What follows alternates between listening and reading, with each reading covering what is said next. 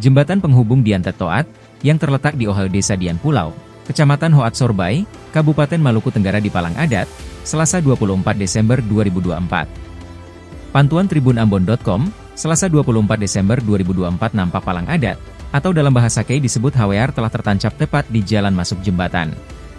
Palang adat berupa daun kelapa yang diikatkan pada kayu dan dibalut selembar kain.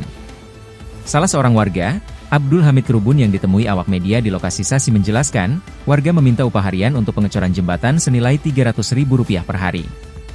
Namun kontraktor hanya bersedia dengan harga Rp100.000 per hari. Alhasil, hingga kini belum terjadi kesepakatan harga. Lantaran belum ada jawaban dari kontraktor, warga pun memasang sasi. Ditegaskan, palang adat ini bukan untuk menghalangi pembangunan, hanya untuk menuntut kejelasan harga. Untuk diketahui, jembatan penghubung Dian Tetoat ini telah dibangun sejak tahun 2013 dan hingga tahun 2023 telah menghabiskan APBD Maluku sebesar Rp40,1 miliar.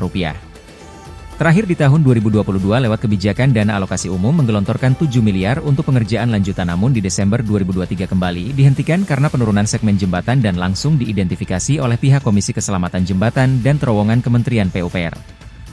Jembatan ini digadang-gadang bakal menjadi ikon Kabupaten Malra.